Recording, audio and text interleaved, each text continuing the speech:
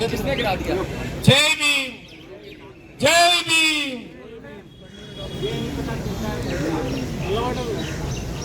నా పేరు చెరుకు రామచందర్, తెలంగాణ రాష్ట్ర మాల సంఘాల జేఏసీ గౌరవ చైర్మన్. మరి ఈరోజు ఈ మహానగరమైనటువంటి ఢిల్లీలో, కేంద్ర బిందువుగా ఉన్నటువంటి ఢిల్లీలో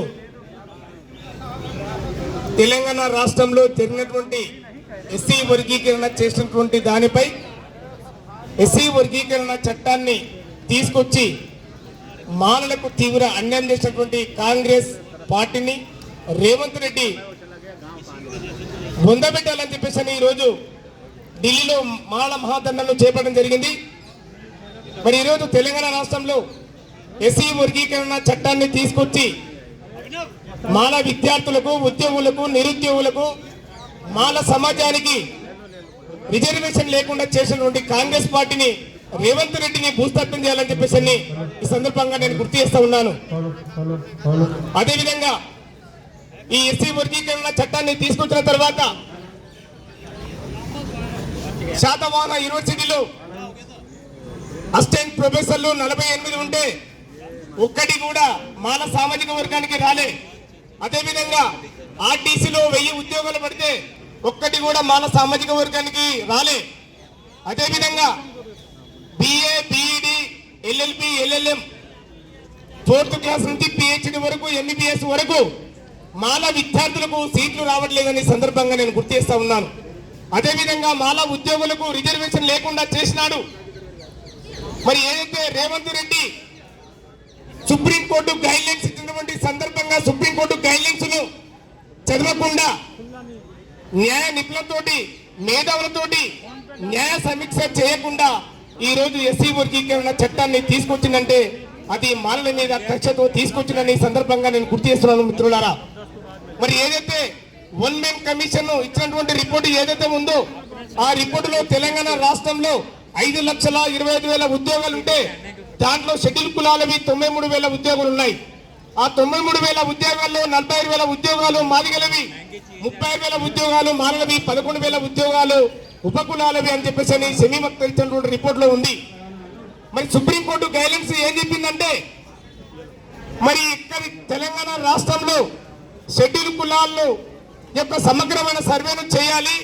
ఆ కులాల్లో ఏ కులాలతో వెనుకబడ్డాయో ఆ కులాలను ముందు వరుసలో పెట్టాలి, కొద్దిగా మెరుగుపడ్డ కులాలను దాని తర్వాత వరుసలో పెట్టాలని చెప్పేసి సుప్రీంకోర్టు గైడ్లైన్స్ ఇవ్వడం జరిగింది.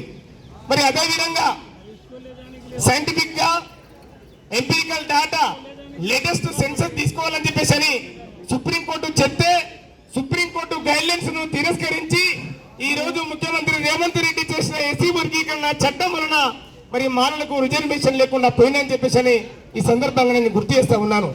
కాబట్టి మరి తెలంగాణ రాష్ట్రంలో మరి మాలలు అభివృద్ధి చెందినటువంటి కులముగా పరిగణించారు.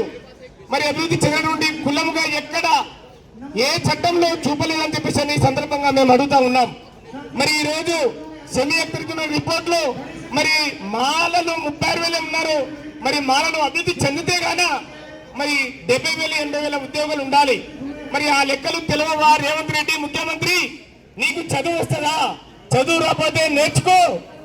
నీకు చదువుకోకుండా సుప్రీంకోర్టు గైడ్లైన్స్ ను సమీక్ష చేయకుండా ఈ రోజు అన్యాయం చేస్తావు. మరి నీ పార్టీని, నీకు రాజకీయ భవిష్యత్తు లేకుండా భూస్థాపన చేస్తామని సందర్భంగా మేము హెచ్చరిస్తా ఉన్నాం. అదేవిధంగా మిత్రులారా, ఈ రోజు కేంద్రం కూడా మరి ఏదైతే చట్టాలు చేశాయో మరి 370 ఆర్టికల్ ప్రకారంగా జమ్మూ కాశ్మీర్ కు ప్రత్యేక హోదాను కల్పించింది చట్టం ద్వారా పార్లమెంటులో బిల్లు పెట్టి. అదేవిధంగా మరి రైతులకు వ్యతిరేకంగా నల్ల చట్టాలను తీసుకొచ్చి డీలర్లకు అనుకూలంగా పార్లమెంటులో బిల్లు పెట్టి మరి చట్టం తీసుకొచ్చింది. అదేవిధంగా వక్ఫ్ బోర్డును భూముల మీద మరి పార్లమెంటులో బిల్లు పెట్టి కేంద్ర ప్రభుత్వం చట్టం తీసుకొచ్చింది. అదేవిధంగా ఈడబ్ల్యూఎస్ వాళ్ళు 2% ఉంటే 10% రిజర్వేషన్ తీసుకొచ్చి చట్టం చేసింది పార్లమెంటులో. మరి ఈ రోజు కేంద్ర ప్రభుత్వం కూడా ఎస్సీల మీద వ్యతిరేకంగా, ఎస్సీలకు వ్యతిరేకంగా, రాజ్యాంగానికి వ్యతిరేకంగా, ఆర్టికల్ 341 కు వ్యతిరేకంగా పార్లమెంట్ వ్యతిరేకంగా ఈ రోజు సుప్రీంకోర్టు ద్వారా దొడ్డిదారిన మరి సుప్రీంకోర్టు ద్వారా ఏదైతే ఆదేశాలు జారీ చేసిందో దాన్ని కూడా మేము తీవ్రంగా ఖండిస్తా ఉన్నాం. కాబట్టి ఈ రోజు తెలంగాణ రాష్ట్రంలో మాలలకు రిజర్వేషన్ లేకుండా చేసిన పద్ధతి విధానం ఏదైతే ఉందో దాన్ని మేము తీవ్రంగా ఖండిస్తా ఉన్నాం. రోస్టర్ విధానంలో మాకు 20 లోపు 2 రోస్టర్ పాయింట్లు కేటాయించాలని మేము డిమాండ్ చేస్తా ఉన్నాం.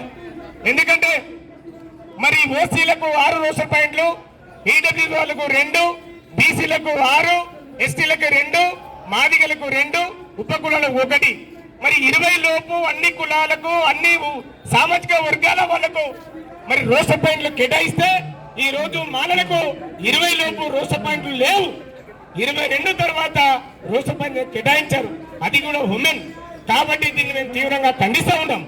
రోస్టర్ విధానంలో తెలంగాణ రాష్ట్ర ప్రభుత్వం కాంగ్రెస్ పార్టీ ముఖ్యమంత్రి రేవంత్ రెడ్డి సబ్ కమిటీ మరి మాకు 20 లోపు 2 రోస్టర్ పాయింట్లు కేటాయించాలని మేము డిమాండ్ చేస్తా ఉన్నాము. అది కూడా 5, 12 రోస్టర్ పాయింట్లు కేటాయించాలని మేము డిమాండ్ చేస్తా ఉన్నాం. అదేవిధంగా చేవెళ్ళ డిక్లరేషన్ ద్వారా 18% పెంచుతామన్నటువంటి రిజర్వేషన్లు ఇంతవరకు పెంచలే. కాబట్టి తెలంగాణ రాష్ట్రంలో షెడ్యూల్ కులాల జనాభా తమాషా ప్రకారంగా మరి 22% రిజర్వేషన్ పెంచి మాలలకు 8% కేటాయించాలని మేము డిమాండ్ చేస్తా ఉన్నాం. లేని పక్షంలో తెలంగాణ రాష్ట్రంలో కాంగ్రెస్ పార్టీని రేవంత్ రెడ్డిని మరి భూస్థాపన చేయడానికి మాలలు కంకణం కట్టుకొని మాలల పంతం, కాంగ్రెస్ అంతం, రేవంత్ రెడ్డి అంతం, మరి మాలల శత్రువుగా మరి రేవంత్ రెడ్డిని ప్రకటిస్తున్నామని చెప్పేసి ఈ సందర్భంగా నేను గుర్తు చేస్తా ఉన్నాను. కాబట్టి మరి తెలంగాణ రాష్ట్రం నుంచి వివిధ జిల్లాల నుంచి మరి ఢిల్లీకి వచ్చి మరి ఇక్కడ మరి మాలలకు జరిగిన విషయం మీద మరి ఢిల్లీ కేంద్రంలో ఉన్నటువంటి పెద్దలందరికీ కూడా రిప్రజెంటేషన్ ఇవ్వబోతా ఉన్నాం. మల్లికార్జున ఖర్గే గారికి, రాహుల్ గాంధీ గారికి, సోనియా గాంధీ గారికి, అదేవిధంగా కేసీ వేణుగోపాల్ గారికి, అదేవిధంగా జాతీయ ఎస్సీ ఎస్టీ కమిషన్ చైర్మన్ గారికి, అదేవిధంగా రామ్దాస్ అథవాలే గారికి, ఆజాద్ చంద్రశేఖర్ గారికి, అదేవిధంగా మల్లు రవి గారికి, వంశీకృష్ణ గారికి అందరికీ కూడా రిప్రజెంటేషన్లు ఇచ్చి ఢిల్లీలో ఈ విషయం గురించి మరి పార్లమెంట్ లో కూడా చర్చ జరగాలి. ఇది ఈ సమస్య అనేది ఒక తెలంగాణ రాష్ట్రానికి సంబంధించిన సమస్య కాదు, దేశవ్యాప్తంగా ఉన్నటువంటి అన్ని రాష్ట్రాల సమస్య. కాబట్టి మరి ఎస్సీ వర్గీకరణ జరగాలంటే పార్లమెంట్ లో బిల్లు పెట్టాలి, అన్ని రాష్ట్రాలు కూడా ఒప్పుకోవాలి, 3/2 మెజార్టీ అనేది రావాలి. అప్పుడే మరి న్యాయబద్ధంగా దానికి మరి చట్టబద్ధ చేసి అన్ని రాష్ట్రాలకు మరి పంపిణీ చేయవలసిన బాధ్యత కేంద్రం మీద ఉన్నది. ఈ రోజు మరి తెలంగాణ